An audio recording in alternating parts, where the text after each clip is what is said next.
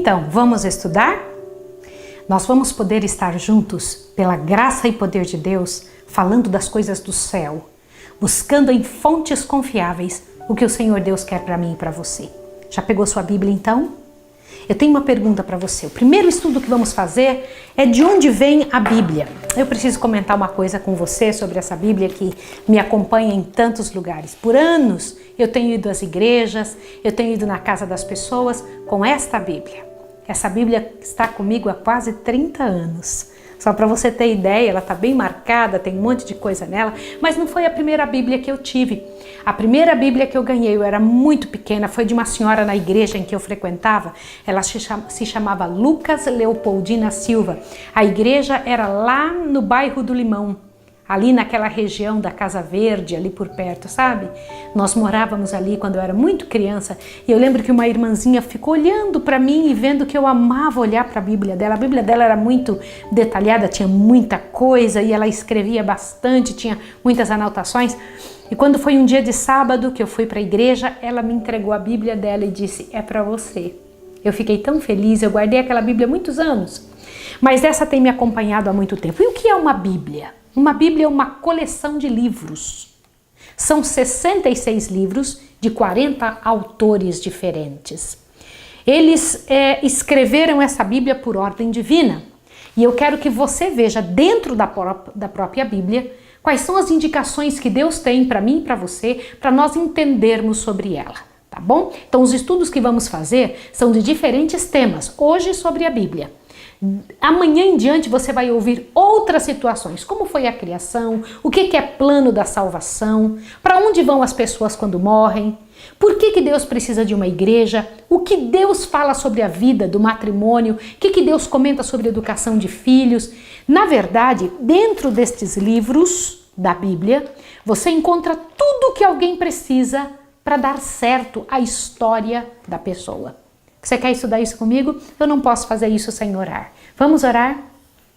Querido Deus e amado Pai, obrigada porque essa pessoa chegou e está comigo aqui hoje.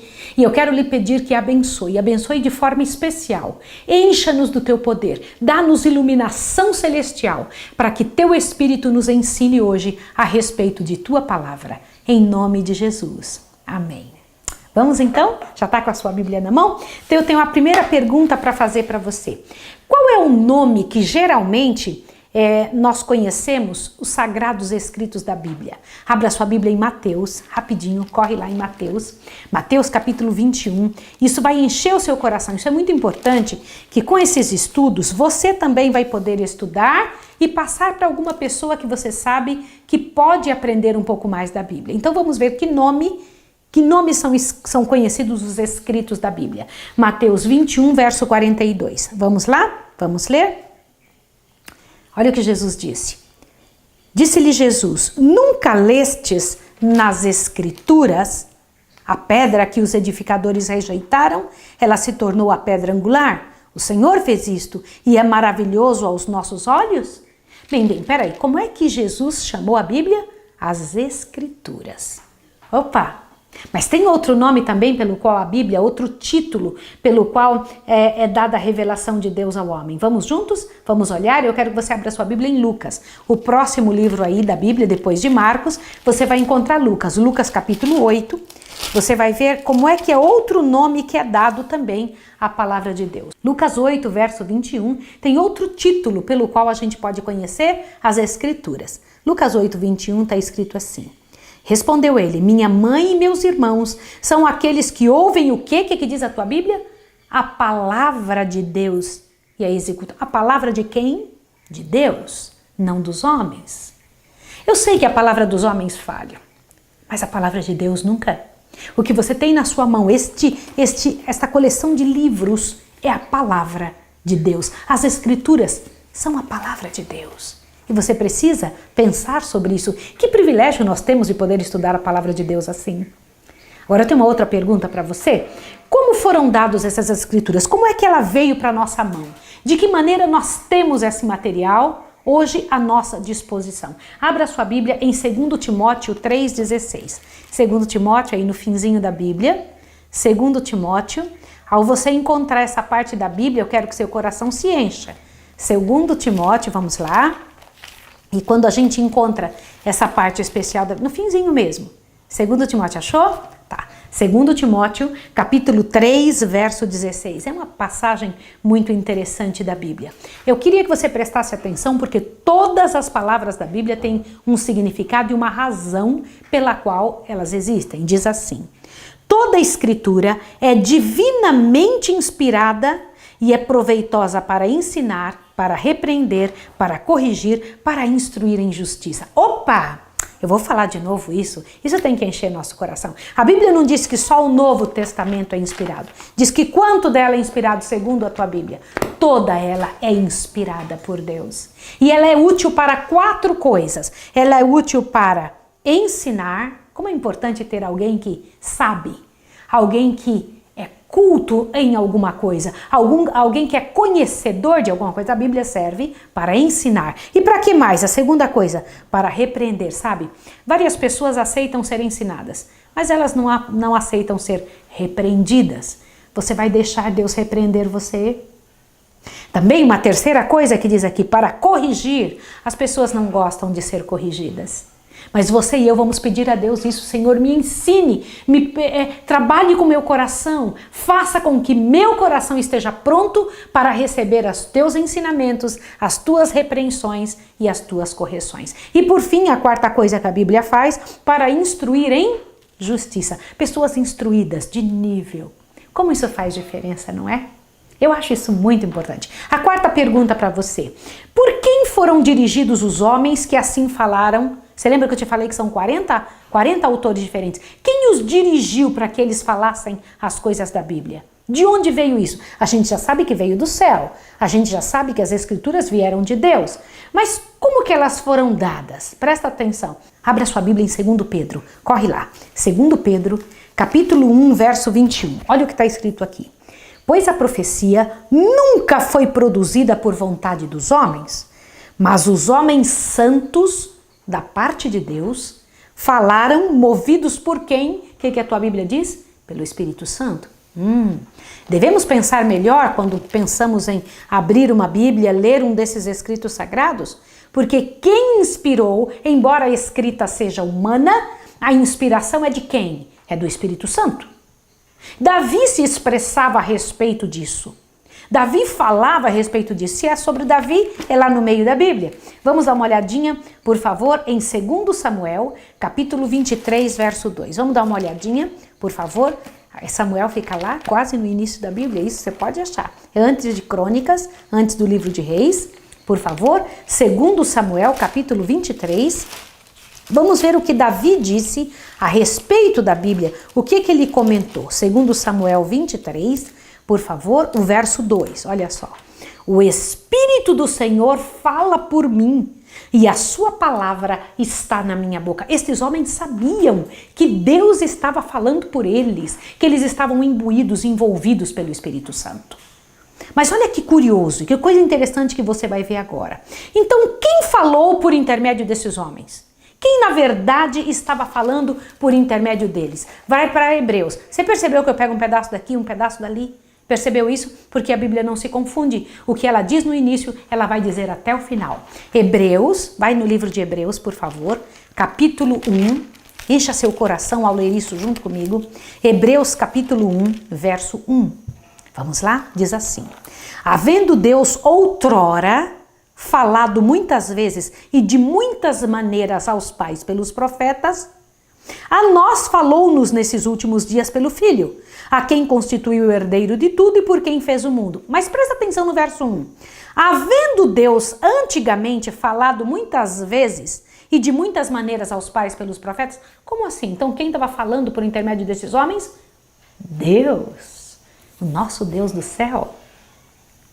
E com que propósito as escrituras sagradas foram feitas? Com que propósito? Romanos, capítulo 15, verso 4. Vamos lá. Romanos, um pouquinho depois de Atos, você encontra o livro de Romanos.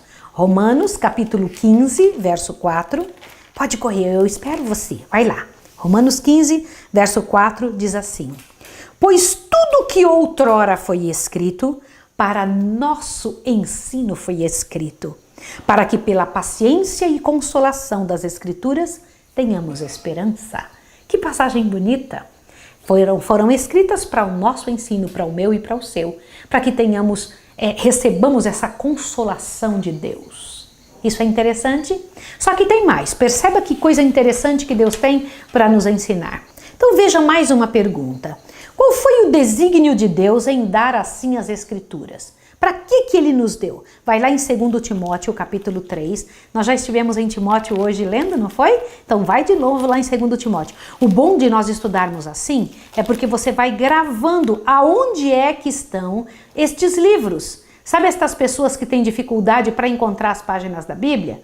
Então elas, quando vão mexendo com a Bíblia, presta atenção, pega assim. Quando vão mexendo com as páginas da Bíblia, elas acabam encontrando, vai acabando ficando dentro da sua memória estas partes aonde você precisa procurar.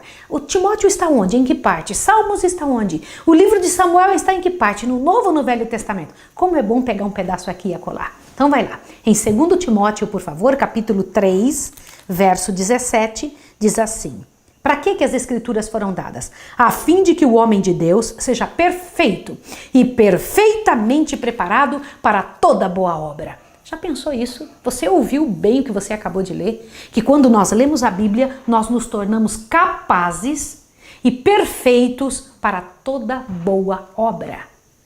Por que você acha que o mundo está como está? Você acha que se as pessoas estudassem mais a Bíblia, lessem mais as páginas sagradas, aliás, a Bíblia é o único livro que quando nós lemos, o autor está presente. Já pensou um negócio desse? Que bonito? O Espírito de Deus está trabalhando aqui, são centenas de anjos, são anjos de todos os lados tentando nos ajudar a entender. E o Espírito Santo trabalha conosco para que entendamos, para que isso fique em nosso coração. Mas vamos continuar nas nossas perguntas. Se foi Deus que escreveu, aliás, quem escreveu foram os servos de Deus, mas se foi Deus quem inspirou a Bíblia, será que nós podemos confiar nela? Tem alguma coisa séria sobre o caráter de Deus que precisávamos entender? Por favor, abra sua Bíblia no livro de Tito, capítulo 1, verso 2. Tito, está aí do lado de Timóteo, nem precisa fechar. Tito 1, verso 2 diz assim, presta atenção.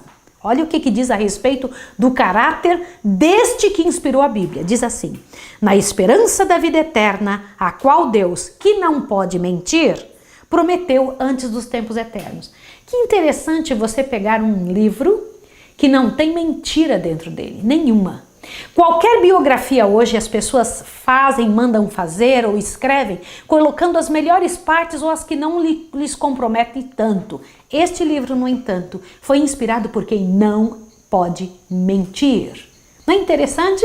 Eu gosto de pensar sobre isso. Mais um pedacinho para você pensar. Qual deve ser, portanto, o caráter da palavra de Deus? Se o caráter de quem escreveu eram homens santos, se o caráter de quem inspirou não pode mentir, então qual é o caráter da Escritura Sagrada? Abre a sua Bíblia, por favor, em São João, capítulo 17, 17. Vai lá, São João, é aí no meio da Bíblia, antes do livro de Atos, São João 17, 17. Grava essa partezinha, ó, é fácil. São João 17, 17. Olha o que Jesus disse a respeito da Bíblia. Disse assim, santifica-os na verdade, a tua palavra é a verdade. Como é triste a mentira. Como é difícil ficarmos perto ou envolvidos em alguma coisa que não é real. Mas a Bíblia, a palavra de Deus, é dita dela que ela é a verdade. Isso não enche o seu coração? Santifica-os na verdade. A tua palavra, Senhor, é a verdade. Interessante, né? Agora, mais uma pergunta. Qual é, pois, a prova a ser aplicada a todo professo ensinador da verdade? Existe uma prova a ser colocada naquela pessoa que começa a ensinar a verdade. Veja, abre a sua Bíblia em Isaías, capítulo 8, verso 20. Então, se alguém está ensinando a Bíblia, ensinando esta verdade, a palavra de Deus, a gente tem que colocar a pessoa à prova, né? Vai lá em Isaías capítulo 8, verso 20. Deus ensina como é que a gente sabe se alguém está falando a verdade quando está comentando sobre a Bíblia, tá? É Isaías 8, verso 20, diz assim, à lei e ao testemunho. Se eles não falarem segundo essa palavra, jamais verão a alva. O que isso quer dizer? Se eles não falarem, se quem está lhe ensinando não falar de acordo com o que está aqui, não precisa acreditar. Isso é muito sério. E quando eu paro para pensar nisso, Eu fico assim preocupada, porque hoje em dia não são todas as pessoas que podem provar as coisas que acreditam pelo que está escrito. Temos mais duas perguntas. A pergunta é: o que Deus deseja que seja esta sua palavra, a palavra da vida, o que Ele deseja que ela seja para nós? Abra sua Bíblia, por favor, em Salmo 119, vai lá. Você vai gostar dessa parte, Salmo 119, abre aí, bem no meio da Bíblia, tá? Salmo 119, o verso 105. Salmo 119, verso 105 é o desejo de Deus para nós com relação à sua palavra. Diz assim: lâmpada para os meus pés é a tua palavra e luz para os meus caminhos. Nossa! O que Deus diz que deve ser a Bíblia nesse mundo escuro? Nós estamos vivendo em dias tão difíceis. Estamos todos aqui enclausurados dentro da nossa casa, passando por momentos que estão nos provando que Jesus está voltando. Sabemos que, com certeza absoluta, Jesus está às portas. Neste mundo escuro em que ninguém sabe realmente em quem acreditar, o que a Bíblia diz o que o Senhor Deus comenta que a Bíblia é para nós? É uma lâmpada para os nossos pés, mostrando qual caminho a seguir. Uma lâmpada. Você entendeu isso? Não é interessante?